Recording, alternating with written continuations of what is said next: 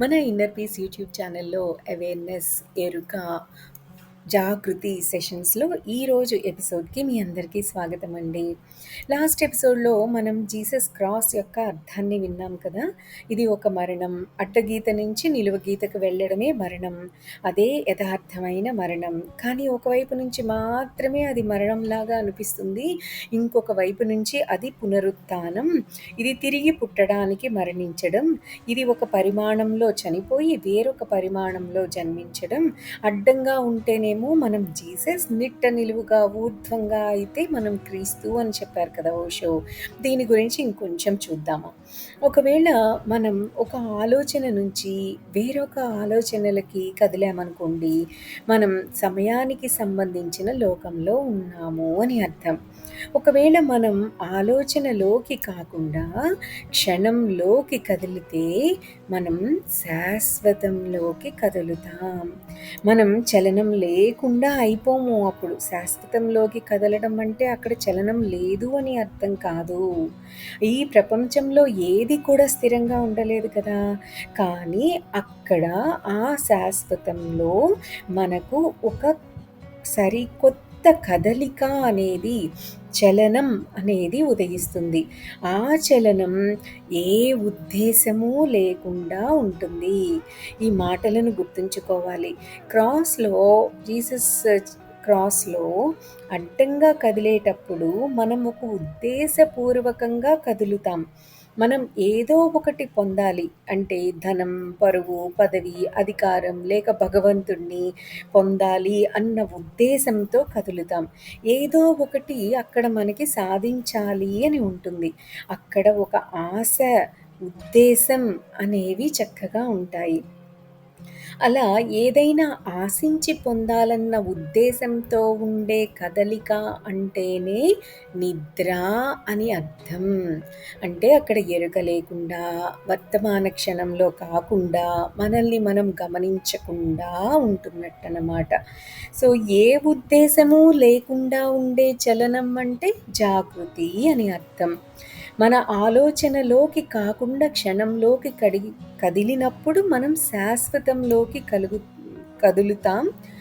అప్పుడు చలనం లేకుండా ఉండము. ఒక కొత్త చలనం మనలో ఉదయిస్తుంది. ఆ చలనానికి ఏ ఉద్దేశమూ ఉండదు. ఏ ఉద్దేశం లేకుండా ఉండే చలనం అంటేనే అర్థమేమిటి? జాగృతి అని. మనం అక్కడ ఏ ఉద్దేశం లేకపోయినా చలనం అనేది ఉంటుంది. అక్కడ ఎందుకు కదులుతాము అంటే, అలా కదలడం కేవలం సంతోషంగా ఉంటుంది కాబట్టి. మనం కదలడం ఎందుకు అంటే, కదలికే కదా జీవితం. మనం ఎందుకు కదులుతాము అంటే, జీవితం ఒక శక్తి. ఆ శక్తే కదలడం, చలనం. మనం కదులుతాం. ఎందుకు అంటే, శక్తి రంజింపచేస్తుంది. ఆ కదలిక దేనికోసమూ కాదు. ఆ చలనానికి ఒక గమ్యం అంటూ ఏమీ ఉండదు. మనం ఏదో సాధించడానికి కదలడం లేదు అక్కడ. నిజానికి మనం ఎక్కడికి వెళ్ళడం లేదు. అసలు మనం వెళ్ళడం లేదు. మనం ఆ శక్తి సంచారంలో కేవలం సంతోషంగా ఉన్నాము అని అర్థం అన్నమాట. సో, ఆ చలనానికి ఎటువంటి గమ్యము లేదు. ఆ కదలికకు దాని సొంతమైన, సహజమైన, నికరమైన విలువ ఉంది. దానికి వెలుపల, బయట అసలు విలువే లేదు. అంటే విలువ అంతా ఎందులో ఉంది? జాగృతిలో ఉంది. జాగృతి అంటే ఏ ఉద్దేశం లేకుండా ఉండే చలనం. ఏ ఉద్దేశం లేకుండా చలనం ఎప్పుడు మనకి కలుగుతుంది? మన ఆలోచనలోకి కాకుండా మనం క్షణంలోకి కదిలితే మనం శాశ్వతంలోకి కదులుతాం. అప్పుడు చలనం అనేది ఉంటుంది. అది ఒక కొత్త రకంగా ఉదయిస్తుంది. ఆ ఏ ఉద్దేశం లేకుండా ఉండే చలనం అంటేనే జాగృతి అని చెప్పుకున్నాం కదా! ఓ బుద్ధుడు కూడా జీవిస్తాడు. ఓ హెరాక్లిటస్ జీవిస్తాడు. మనం కూడా ఇక్కడ జీవిస్తున్నాం ఊపిరి పీలుస్తూ. కానీ వేరే రకమైన నిరుద్దేశపూర్వకమైన చలనంతో జీవించడం అంటే బుద్ధుడిలాగా జీవించడం. అంతే కదా! సో, ఓషోని ఒకసారి ఒకరు ఏమడిగారంటే, మీరు ఎందుకు జనాలకి ధ్యానం చేయడానికి సాయం చేస్తున్నారు అని. దానికి ఓషో భలే అద్భుతంగా సమాధానం చెప్పారు. అదేంటి అన్నది ఆయన మాటల్లోనే చెప్తాను. ఓషో అతనితో అన్నారు, "అది నా ఆనందం. దానికి ఎందుకు అనేది ఏమీ లేదు. నేను కేవలం సంతోషిస్తాను. ఒక వ్యక్తి తోటలో విత్తనాలు వేసి ఎలా ఆనందిస్తాడో, పూసే పువ్వుల కోసం ఎలా ఎదురు చూస్తాడో, అలాగే మీరు పువ్వులా వికసించినప్పుడు నేను కూడా ఆనందిస్తాను. ఇది ఓ తోట పని. ఎప్పుడైనా ఎవరైనా పుష్పిస్తే అది కేవలం సంతోషాన్ని ఇస్తుంది. నేను ఆ సంతోషాన్ని పంచుకుంటాను. దానికి ఓ గమ్యం ఏమీ లేదు. ఒకవేళ మీరు ఫెయిల్ అయితే నేనేమీ భంగపడను. ఒకవేళ మీరు పువ్వులు అవ్వలేకపోతే కూడా సరే, నేనేమీ ఫీల్ అవ్వను. ఎందుకు అంటే బలవంతంగా పువ్వుని పూయించలేము. మీరు బలవంతంగా ఓ మొగ్గని విడదీయలేరు. మీరు అలా మొగ్గని బలవంతంగా విడదీయగలరు కానీ, అప్పుడు మీరు దాన్ని చంపేసినట్టే అవుతుంది కదా! అది ఒక పువ్వులా కనిపిస్తుంది కానీ, అది పువ్వు వికసించడం అయితే కాదు కదా అని చెప్పారు. మొత్తం ప్రపంచమంతా, ఉనికి అంతా శాశ్వతంలోకే కదులుతూ ఉంటుంది. మనసు సమయంలో చలిస్తుంది. సమయంలో చలించడం అంటే, సమయం అంటే సమయానికి సంబంధించిన లోకంలో ఉంటున్నట్టు. అంటే అర్థమేంటి? ఒక ఆలోచన నుండి వేరే ఆలోచనకు ఇలా కదులుతూ ఉన్నాము అంటే, మనం సమయానికి సంబంధించిన లోకంలో ఉన్నట్టు.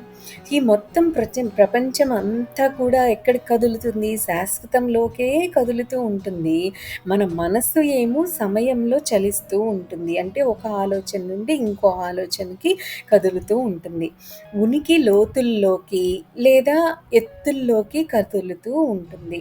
సో, మన మనస్సు వెనక్కి లేదా ముందుకి కదులుతూ ఉంటుంది. అంటే గతాన్ని గురించి లేదా భవిష్యత్తు గురించి. మనసు అడ్డంగా నడుస్తుంది. అది నిద్ర. ఒకవేళ మనం స్ట్రెయిట్‌గా నిలువుగా కదులుతూ ఉంటే అప్పుడిక అదేమవుతుంది? జాగృతి అవుతుంది. అదే స్పృహ అని కూడా అంటారు. ఈ క్షణంలోనే ఉండాలి. మన మొత్తాన్ని అంతా ఈ క్షణంలోకి తీసుకురావాలి. గతాన్ని జోక్యం చేసుకోవడానికి రానివ్వకూడదు. అలాగే భవిష్యత్తును కూడా కల్పించుకోనివ్వకూడదు. గతం ఇంక లేదు.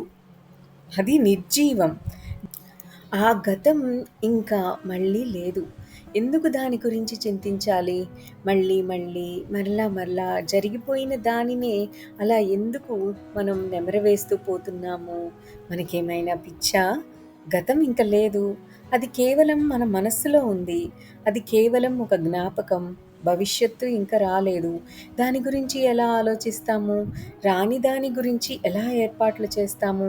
రాబోయే దాని గురించి మనం ఏం చేసినా అది జరిగేది కాదు. అప్పుడు మనం భంగపడతాం. ఎందుకు అంటే సంపూర్ణత్వానికి దాని ఏర్పాటు దానికుంటుంది. ఆ సంపూర్ణానికి ఎదురీది మన సొంత ఏర్పాట్లు చేసుకోవడానికి మనం ఎందుకు ప్రయత్నిస్తున్నాం? ఉనికికి దాని సొంత ఏర్పాట్లు దానికుంటాయి. అది మనకంటే చాలా తెలివైనది. భాగం కంటే పూర్ణం తెలివిగా ఉండాలి కదా! ఒక సర్కిల్‌లో ఒక పార్ట్ కంటే సర్కిల్ చాలా తెలివిగా ఉంటుంది కదా! ఈ ఉనికి అనేది దానిలో మనం ఒక భాగం. సో, మనకంటే ఆ ఉనికి చాలా తెలివైనది. మనమే పూర్ణం అయినట్లు ఎందుకు నటించాలి? పూర్ణత్వానికి దాని సొంత గతి దానికుంది.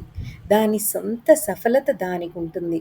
మనమెందుకు దానిని గురించి తాపత్రయపడుతున్నాం? మనం ఏం చేసినా అది ఒక పాపం. ఎందుకంటే మనం ఈ క్షణాన్ని కోల్పోతున్నాం కాబట్టి. అది ఒకవేళ అలవాటైతే అలవాటుగానే మారిపోతుంది. ఒకవేళ క్షణాన్ని కోల్పోవడం ప్రారంభిస్తే అది ఒక అలవాటుగా అయిపోతుంది. అప్పుడు భవిష్యత్తు మళ్ళీ వస్తే దాన్ని కూడా మనం తప్పిపోతాం. ఎందుకంటే అది వచ్చినప్పుడు భవిష్యత్తు కాదు. అది వర్తమానం వస్తుంది.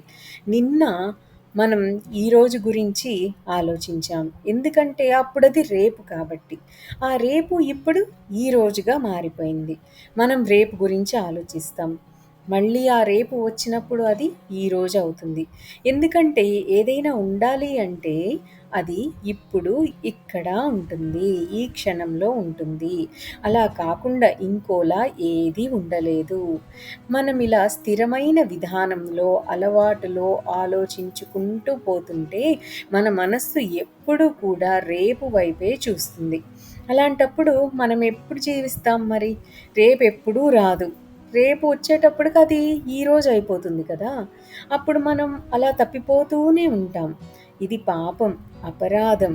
ఇదే హీబ్రూ భాషలో మూలమైన పాపం అనే మాటకి అర్థం. దీని గురించి మరింత లోతుగా మన నెక్స్ట్ ఎపిసోడ్‌లో తెలుసుకుందాం. దట్స్ ఆల్ ఫర్ టుడే అండి. Have a great day. Thank you. Thank you. Thank you.